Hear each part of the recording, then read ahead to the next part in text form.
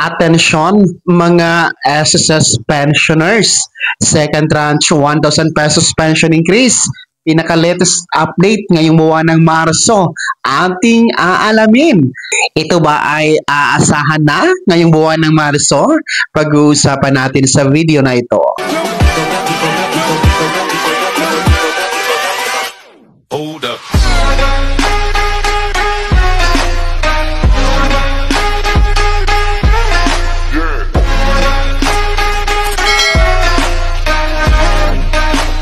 Hello mga ka-vlogs, welcome dito sa aking YouTube channel. Magandang araw po sa lahat ng mga manonood saan po kayong dako sa mundo.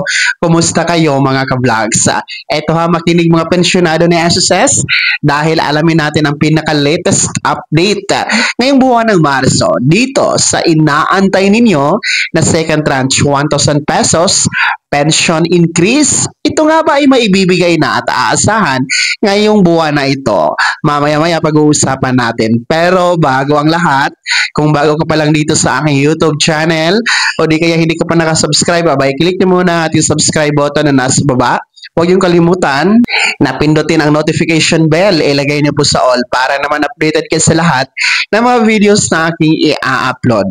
So eto no, makinig mga SSS pensioners, alam ko po marami ang nag-aantay at tumaasa sa inyong second tranche 1,000 pesos pension increase. Well, in fact, marami po ang nagtatanong, nababasa ko sa mga comment section, sa ating mga videos, nagpapadala po ng mensahe sa pamamagitan ng aking official Facebook page Messenger. Nagtatanong kung meron na ba ang second tranche. Ito ba ay ibibigay na ba daw? Well, ngayon, no, ay i-update po natin kayo sa status. Totoo ito ha, ito ang totoong status ng nasabing second tranche. Para sa buwan na ito, dahil March 2025 tayo ngayon.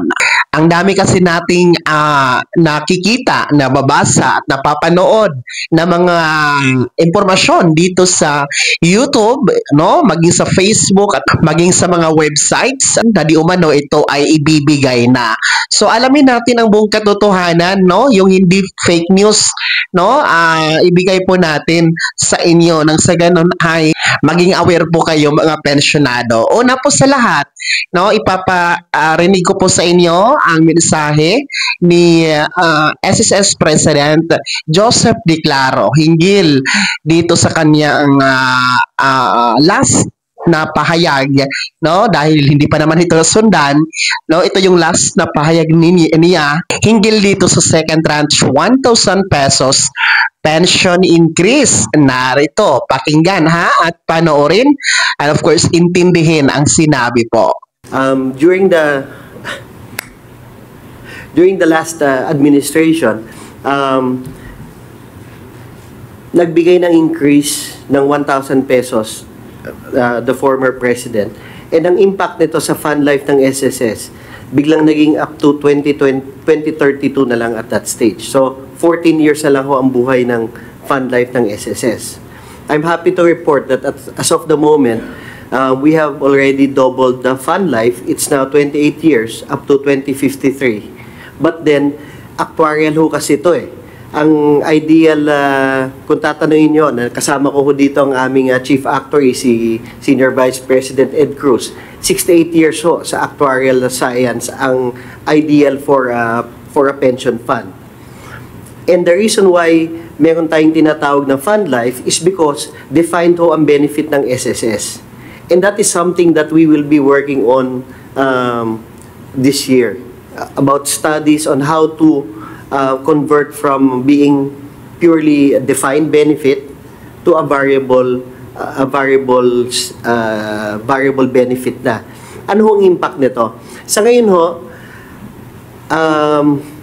ho, there is no way for us to increase the pension of our 3.6 million members because naka-defined benefit to eh. And ang katumbas ho nitong fund life ng SSS would be the unfunded liability, which the way it's calculated sa actuarial science is 68 years. Kaya in the trillions ho ito. So ayan, inyo pong narinig at napanood ang ating SSS President na si Mr. Joseph Di Claro. Ayon sa kanya, ang second tranche 1,000 pesos pension increase ay hindi pa prioridad sa ngayon, no?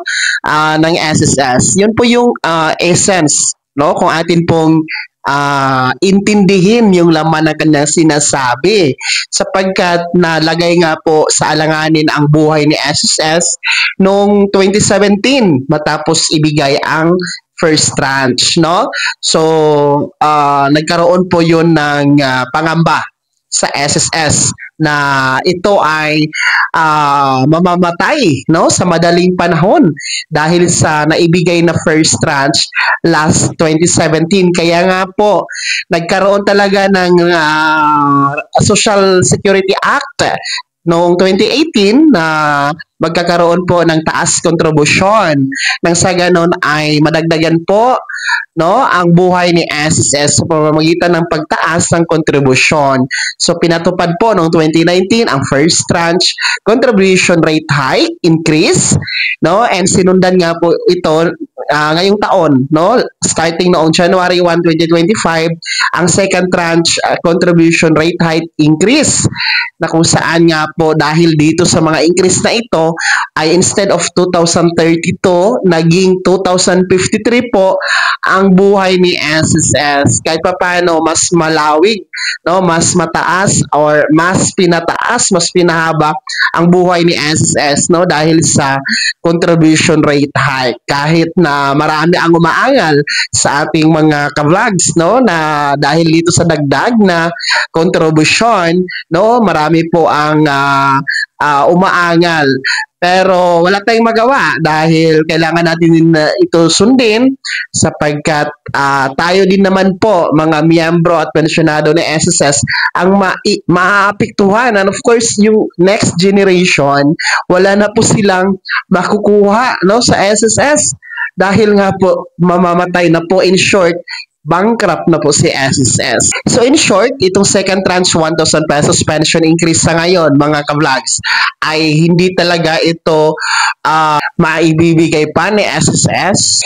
Hindi pa talaga ito magiging prioridad ni SSS sa ngayon sapagkat hindi ito kakayanin sa pondo na meron tayo sa SSS sapagkat nangangailangan ito ng roughly 42 to 45 billion kasama po yung 13th month o bonus tuwing Disyembre.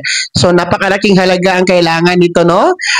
Para maibigay yan sa ating mga pensyonado na nasa 3.5 or 3.6 million ang bilang. So, kahit kakarampot lang yung 1,000 piso, i-times mo naman yan sa 3.6 million na mga pensyonado kasama na yung ibibigay na 13th month o bonus tuwing Disyembre, aabot yan sa 42 to 45 billion. So kung ibigay yan ni SSS, talagang walang maiiwan daw sa kaban ni SSS at mga ngaanib po na mamamatay si SSS. So yun po yung pinaka-latest update. Huwag kayo maniwala na ito ay ibibigay na, di umano may pondo na, di umano aprobado na, di umano handa na ang pondo, ibibigay na daw ngayong Marso. Nako, hindi po yan totoo ha, fake news po yan. Hanggang wala pong advisory, hanggang wala pong anunsyo, wala pong pahayag ang SSS hinggil dyan, wala sa kanilang website or sa official Facebook page, no, aba hindi po yan totoo, lahat po yan ay fake news. Tayo po ay kaakibat ni SSS na nagpapaabot sa inyo sa mga tamang impormasyon, lalong-lalo na itong second tranche dahil usapin ito na mahalaga para sa ating mga pensyonado at mga miyembro ni SSS. Kaya tayo dito sa ating YouTube channel, talagang wala tayong sinasabing hindi naman naaayon doon sa source from the SSS, no? Tayo po ay kaakibat ni SSS sa pagpapalaganap ng tamang impormasyon. Kaya sinasabi ko sa inyo, itong second tranche 1,000 pesos pension increase, sa ngayon wala pang aasahan. Ngayong buwan ng Marso, wala talaga yan, no? And I believe maging next month, wala pa yan. So antayin lang natin no? Baka sakaling makonsidera na ito ng ating SSS management and baka sakaling matulungan tayo ng national government, no? Para maibigay na ang nasabing 1,000 second tranche. So uulitin ko ha mga pensyonado ni SSS, ang latest update po dito sa second tranche ngayong buwan ng Marso ay wala pa po.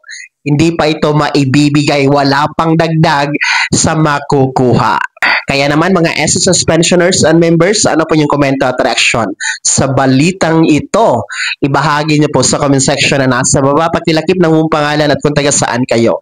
Bago ko magtapos sa video na to, kung gusto niyo pong sumuporta sa aking YouTube channel, maaari niyo pong i-click ang ating super thanks button na nasa baba. Sa mga gusto maging miyembro, pwede po i-click niyo po ating join button. Maraming perks dyan mga vlogs.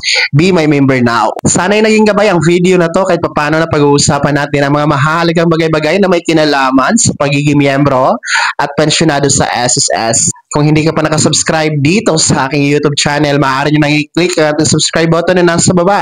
Huwag niyong kalimutan na pindutin ang notification bell. Ilagay niyo po sa all. Para naman updated ka sa lahat ng mga videos na aking i-upload, maaari nyo rin i-like ang video na to at kung meron ka pang mga tanungan, maaari nyo i-komento sa comment section na nasa baba. Paki-follow na din po ang aking official Facebook page na nasa screen nyo. Muli po, ako si Daniel Timpawa na nagsasabing dito sa aking YouTube channel. Pawang katotohanan at lahat, totoo lamang.